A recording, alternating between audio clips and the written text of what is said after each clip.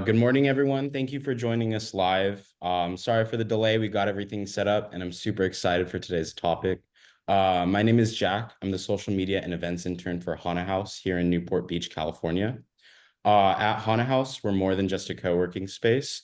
We're a dynamic ecosystem designed to nurture creativity, foster collaboration, and empower the entrepreneurial spirit. Our core mission is simple: creating an inspiring environment where innovative ideas can take root and meaningful connections can flourish. Today, we're exploring digital wellness and productivity, a, a critical topic for our hyper-connected era. We'll uncover strategies to help you work smarter, not harder, and maintain balance in our increasingly digital world. Now I'm thrilled to hand the stage to my co-host, Shelly, who will guide us through the rest of today's program. Shelly, the floor is yours. Hi, everyone. Thanks for joining us. I'm Shelly Icona, founder and principal at On Its Axis. And today we have an exciting topic for you: digital detox, exploring mindful tech use while maintaining productivity. It was absolutely Murphy's Law that as we tried to get going today, we had a real technical glitch trying to do LinkedIn Live. And I thought it was funny that I thought of this topic and I had in mind bringing on Alexander. We talk a lot about productivity, we talk a lot about digital wellness, and then it was hard to get going. When I think about digital wellness, when I think about being mindful, it isn't about stepping away from technology and not using it. After all, Alexander, I don't know if you know this, but my nickname is Tech Girl. So back Oh, I in the didn't know day, that. I was one of the OG tech girls. Yeah, and I was like one of the coders back in the day in San Francisco with my laptop, going to Stacy's bookstore on Market Street, learning HTML when it was, a real programming language. And I love technology, and I also don't want to live in it and on it all of the time. And so when I thought of this topic, I thought of you and our early conversations around technology and how it can be either an asset or it can be a hindrance, and a little bit about your business and how you started it and how today you help companies get really organized around digital. And so I'd like to hand it over to you to tell us a little bit about what you do, the name of your company, how you got started, and just share a little bit about if you've had any personal or professional struggles with tech use. Sure.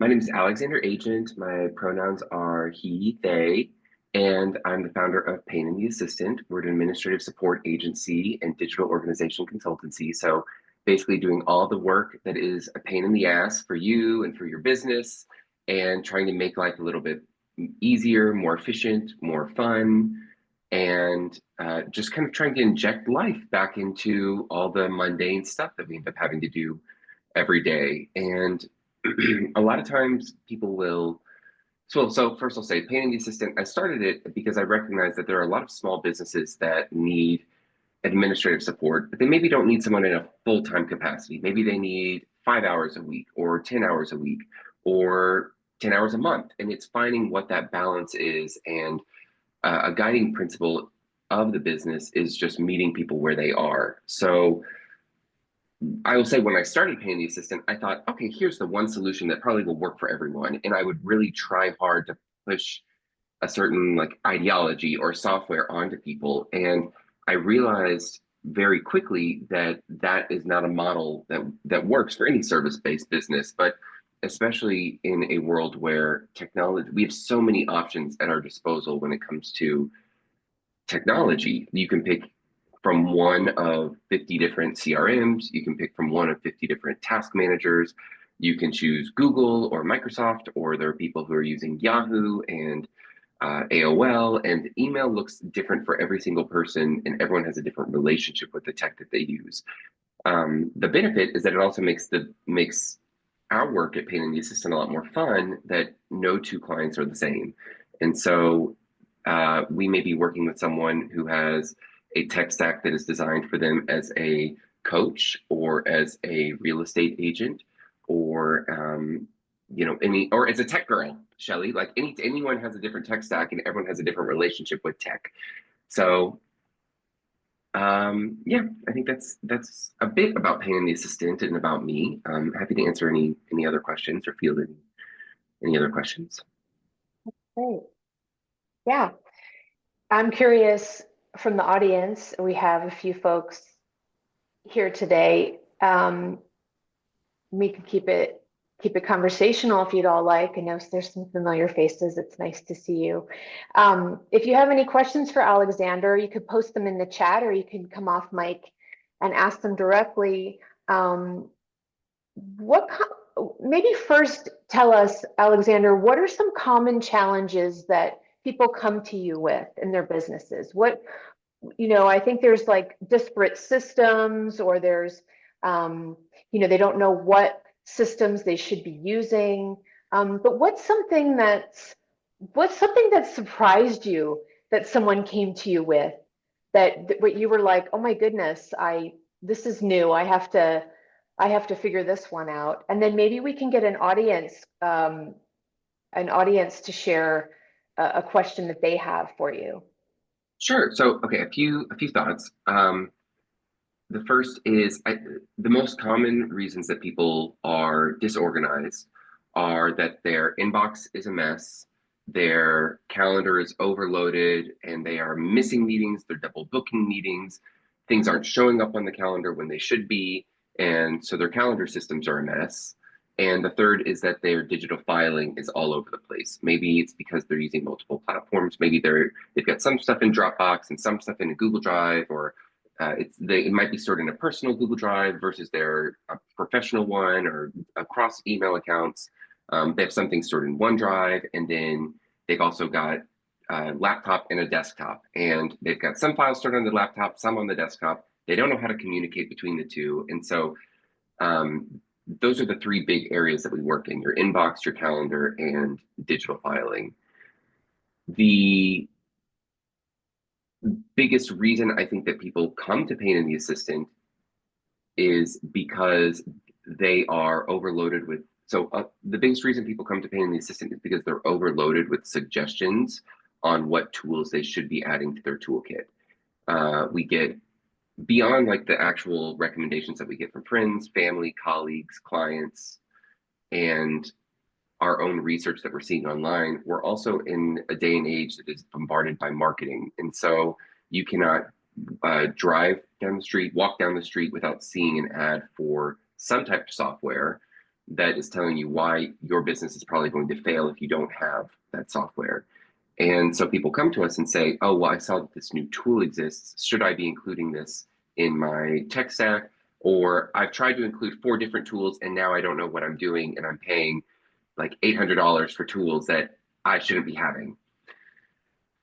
The third question was, I think, what is something that has surprised me the most about, like from a client, something that someone's come to me with.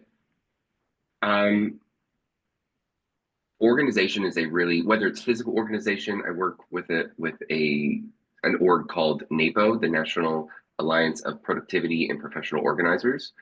And I think this is something that rings true in physical space organization as well as digital space organization, but it's a very emotional process. And I have had dozens and probably dozens a year of calls with clients where they get emotional and they break down, or they're either positive, or I'll say negative tears, where it's like they're so overwhelmed by their systems or how outdated their systems are, how their systems haven't supported them as they've grown as a person or as a business. And then positive tears when it's like, oh shit, this is actually really nice and easy having this all so organized. And so having the balance of that, I am always surprised when that happens, but it does happen frequently, but it still is always a big surprise. The emotional investment and baggage that we carry because of our systems. Great. We have a nice question here in the chat. What are your favorite tools? Can you share some of them with us? That's always the question. I feel like there's no one right toolkit. And I think Stephen knows this. just as well as anybody. There's no one right toolkit, but it depends on what it's for. I think the tools that I personally use are, I really like Google Workspace as my main productivity hub, but I do have clients that require that I use Microsoft as well. So knowing how to straddle the line between those two and keep a balance between them is important.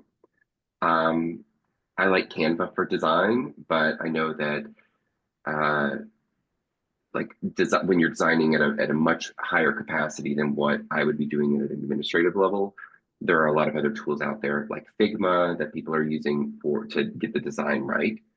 A CRM tool, there are dozens out there, and in my opinion, they all do just about the same thing, but they all have their own little tweaks. I use Kit for email newsletters as opposed to MailChimp. It used to be ConvertKit, now Kit, as opposed to like MailChimp or Flowdesk, or like they all, again, they're all great, but for my purposes, Kit works really well. I think Substack is a really great competitor as well. Kit offers just some product placement that you can do, which is why I tend to recommend that more for clients.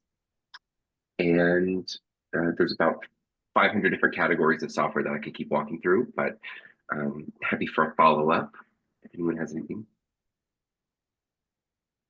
Well, let's move to the wellness side of the conversation, if we can. So we talked a Sure. little bit, you and I talked a little bit about our own wellness with digital, because we are digital. We are business owners. We spend a lot of time in front of our computers here. We talked about rituals, setting up, Mhm. you know, I call them workflows. I think you used rituals as a language. How do you think about rituals in your workday to sort of optimize what you do? And maybe it's around mindfulness, maybe it's around productivity. Are there's some tips or some strategies you can share with the audience? Yeah, I think whether you refer to them as rituals or workflows or processes or procedures, whatever that is, the the biggest distinction I think that is important to make is what are the workflows that you feel like you're supposed to be doing versus what are the workflows that feel right to you. And a lot of times we're told like, oh, you should, to be successful, you need to go to bed by 10, you need to wake up at 5, you should be at the gym no later than 5:30, and if you haven't had an oatmeal with a banana beforehand, you're going to pass out at the gym, and so you need to do like, and there's a whole like, there are a million people online, more than a million people online telling you how you should be living your life. And I do think sleep is an important part of our like day-to-day experience that gets slept on. But I I think starting with, for myself, I struggle with getting enough sleep and having a consistent sleep routine. And I have previously like beat myself up a lot about that, but I think that sleep is one component. Um, when it comes to your actual work day, especially for small business owners, just deciding like, what does your work day look like? Do you work an 8 hour day? Do you work a 6 hour day? Are you a 10 to 12 hour day type of person? Or and not even what type of person you are, but also what does your business require for it to run? There are some people who need to be on call all the time, but only have a few hours that they're really like working on something. There are some people who just need that. Like I worked with people who are creators, and so if you are in your if you're like creating YouTube videos, then you may have 2 days a week that are you may be you're let me back up. If you're a creator, your routine may be broken down into what your creation cycle is. So maybe Mondays are your day for writing content, and then Tuesdays is your day for filming, Wednesdays is day for editing, and deciding what each of those types of days or categories of days could looks like could be really valuable for you.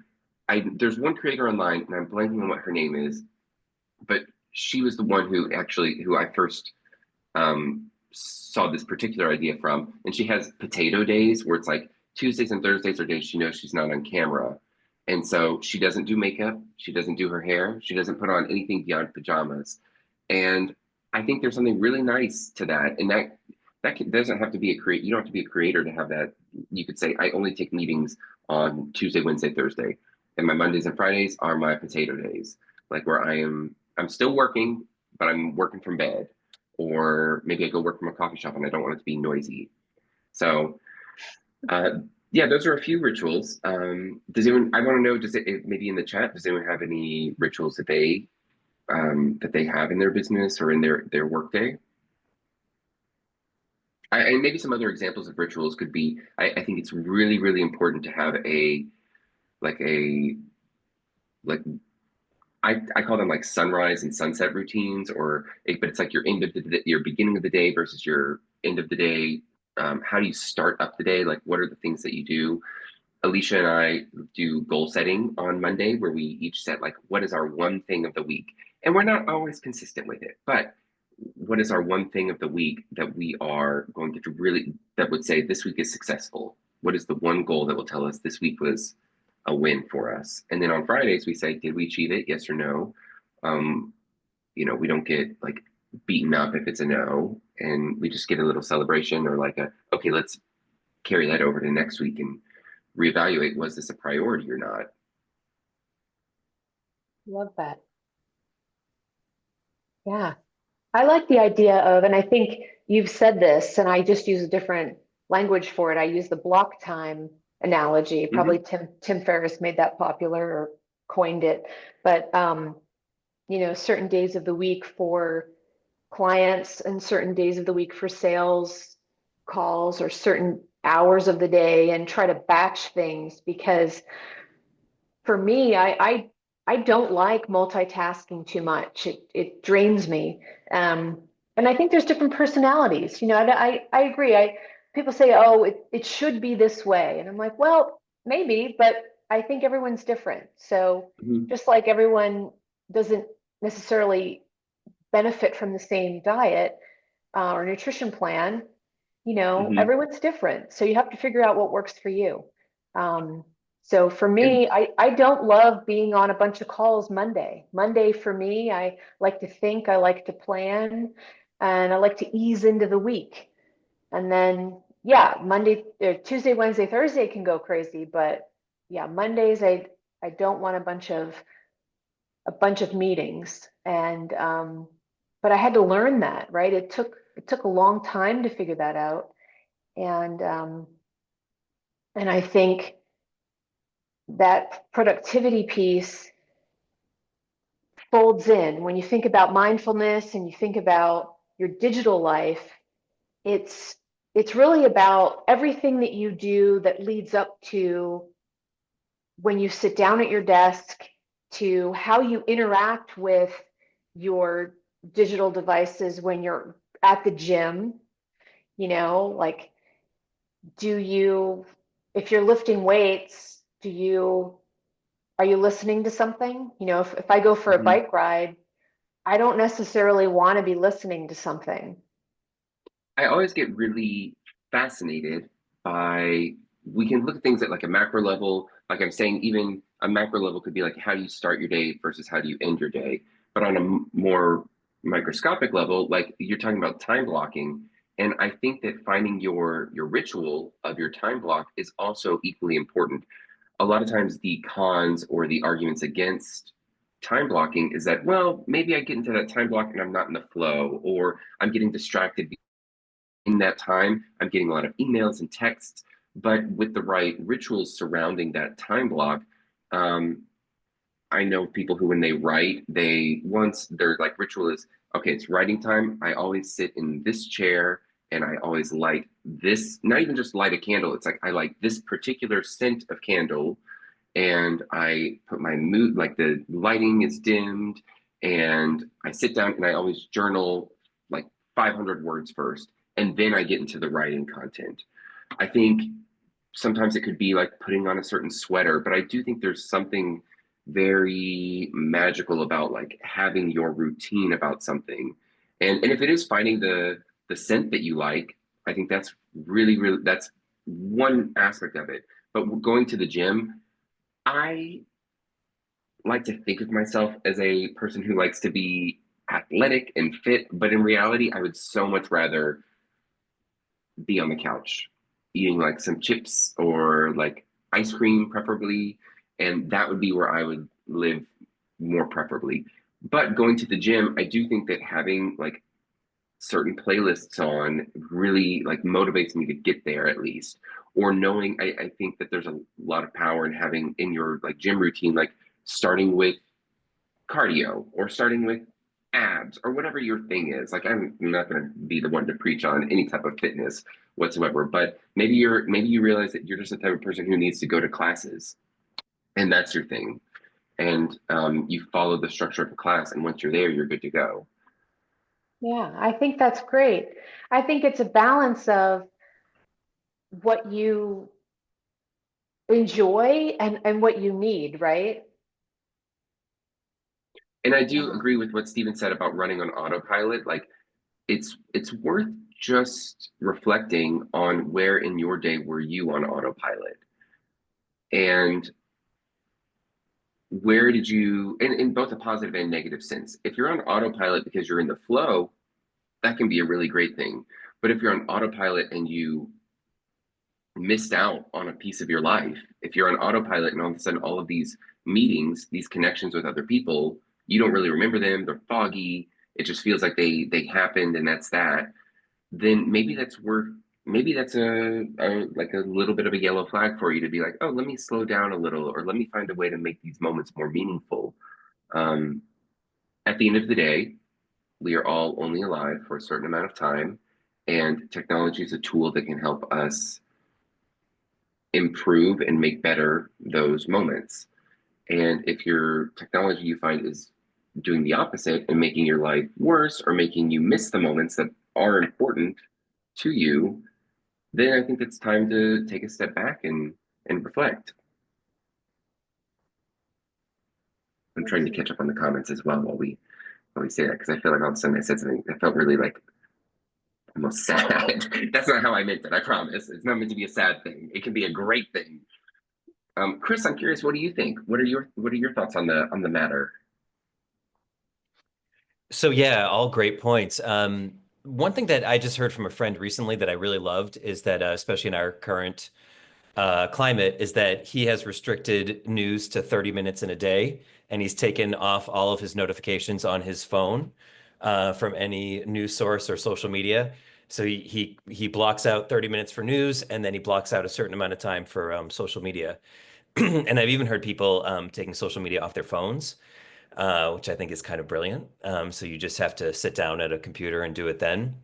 But I guess, for terms of routines, I mean, one thing I've been doing for a while that really works for me is just I'm lucky enough that I live right by the Los Angeles River here in like Studio City, Sherman Oaks area. So I just Hmm. try not to sit down at my computer first thing in the morning, that I just go for a walk around there whenever that is. And then, so I've been outside for a good 30 minutes before I sit down and get to work. And it was interesting, Shelley, what you said about, Mondays were not a phone call day for you is what you found. And I have to say I agree.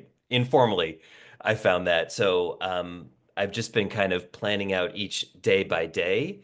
But it might be worth looking at to have even a more kind of formal structure that honors that. Mm. And it could be like Yeah. just find out what you want Mark Mondays to be part of. I'm sorry, Shelly, didn't mean to interrupt. No, no, not at all. Well, it's interesting though, Chris, because Stephen asked the question like, how did you learn that or how did you know that? And I said, well, it took years. But what's funny is some of it was it it took a long time to know like what was this what was optimal for the schedule. And then it was like, well, but it was also my mood.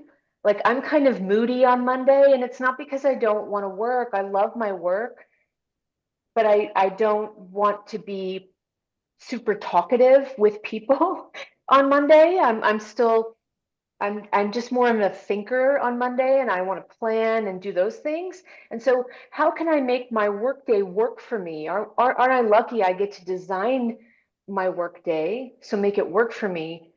like you make it work for you by doing that 30-minute walk by the river.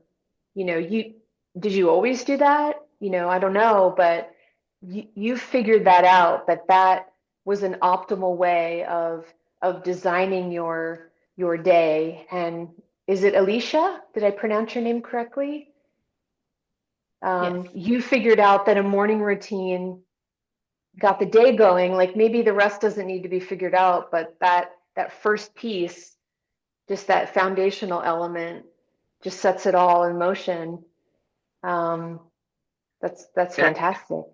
and I think on top of that, it's like two pivotal core value. Let me start that over.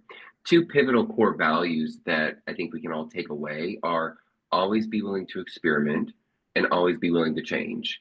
It could be that the Shelley of today is not a Monday person for meetings, but maybe in 2 years it's like, oh, actually Mondays now have kind of become one of those days that I have a certain type of meeting. Maybe it's like I'm doing my internal meetings on Monday.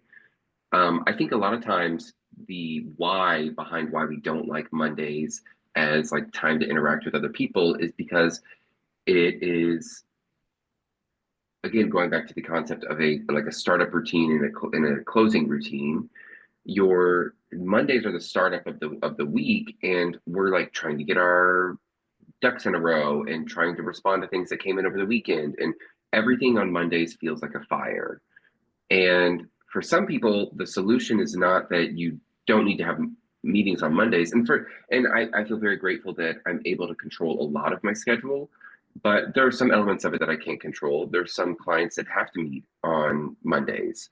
And if you find yourself in that position, or like you don't have that level of flexibility, consider maybe and I'm not telling anyone to work on a weekend, but like weekends are a construct that we've made up to take a break from, take a break or a Sabbath if you want to get into the like religious connotations of it, but like to take a break from all the work of the week. Um, Adjust what your weekend is. Like maybe it's you just need to prep time like an hour on a Sunday to prepare for all that's coming on Monday that you can't, that's out of your control. So finding the levers that are in your control and being able to adjust those. And I will say, if you're taking time on a weekend to work, then take time off during the week to balance that. Like, I don't think that it's. I will say I am fully when my life is devoted to paying the assistant. It feels like, and I absolutely love that. But I think having the balance between life in work and life outside of work is crucial for our long term and health and longevity. Wonderful. Well, thank you for all of this wonderful conversation today. And I think we heard great ideas from the audience too. We had a little bit of a glitch there, but I think we got back some of our time. So appreciate folks staying on a little bit longer. Anything else? We want to wrap it up. Any other questions or anything else to leave us with, Alexander? Yeah, I'd love to know just from maybe do a quick like around the room, like what is something that you're hoping to, what could be something to contribute to your own personal detox that you want to try or experiment with this week?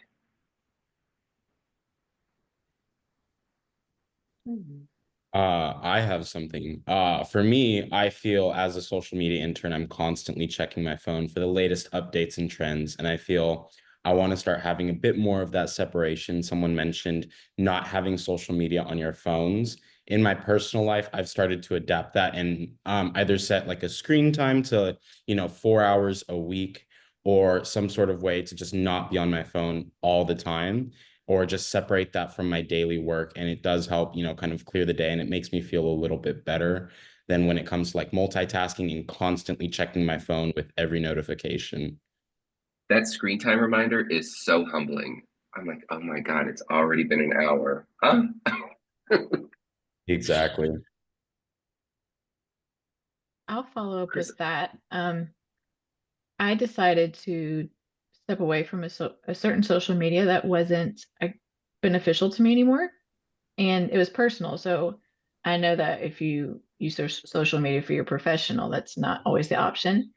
And I've noticed just in like the last 24 hours, it's made a difference. So, And again, I think there's an ebb and flow. It doesn't have to be a like you're experimenting with something. It could be working for you, and then all of a sudden it's like, oh, I'm ready to go back to, that thing. Like you don't, especially in January when we're in the season of New yes. Year's resolutions, it's like, well, that's it. I'm a new person and I'm never doing that thing again. I'm a morning person now. I'm a, whatever. But realizing like, okay, maybe my New Year's resolution was actually like a January week 1 resolution. And like, turns out that is not something that I like. That's not the type of person that I want to be. And I think that's okay too. Like, social media has so much potential to be really beautiful and transformative in our lives.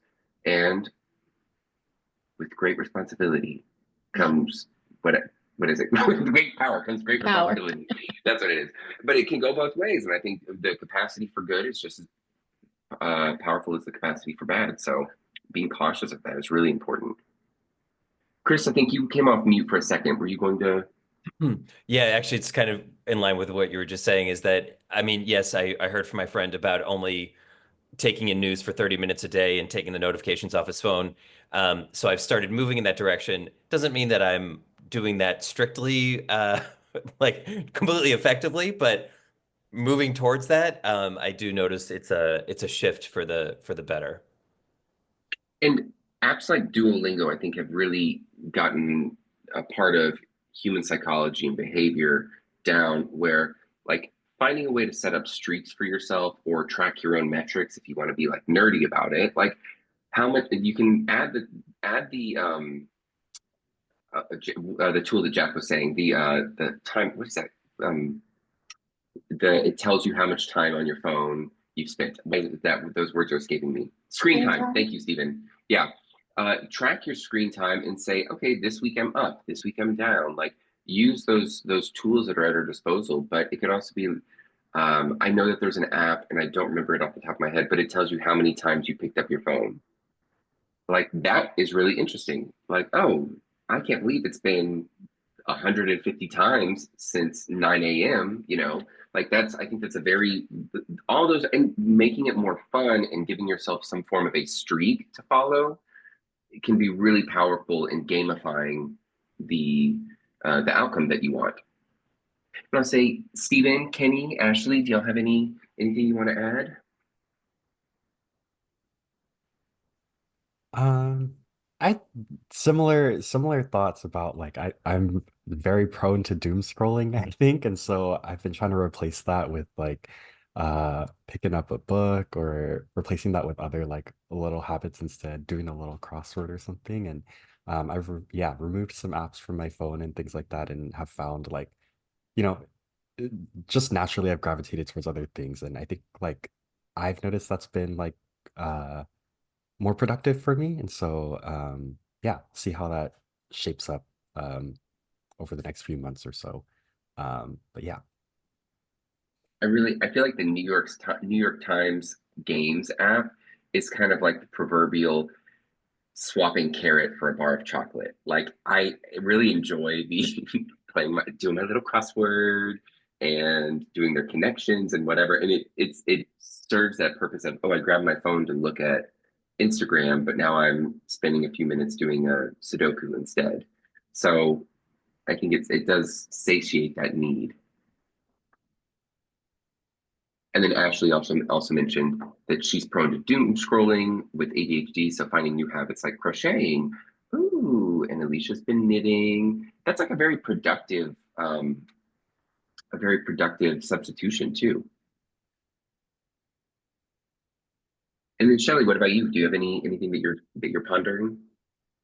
Yes, there's something that I should do, or I say I'll do and I don't.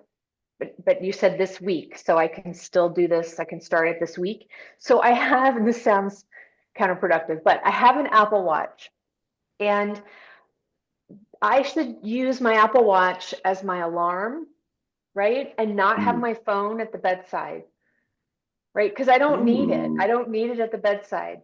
If anyone needs to get through have you all set up focus modes, right?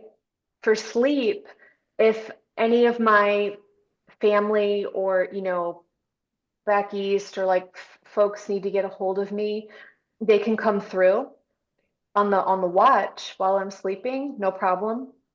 And the alarm can come through, but the phone does not need to be at the bedside. Mm. I still have that habit of, of picking it up, and it's totally distracting. I should meditate or, just keep my mind clear. And that's one of the reasons I use the watch. It's like even going out for a workout, I don't need the phone. The watch Mm. has everything I need for a podcast or music or track my activity. So, Yeah, I love that. so thank you for that reminder. All right, I guess it's about time. Well, thank you, everyone. Thank you, everyone. Thank you. Jack's ready to close us out. Alrighty. Thank you guys for attending. We are planning to have more, so please, more of these Business Bites installments. So please stay tuned from both on its Access and Shelly. All of her channels, as well as all the Haunted House channels, will be updating with new events, and we're super excited for the rest of this year. So thank you everyone for joining live, and we'll also be posting a recorded session on our YouTube channel.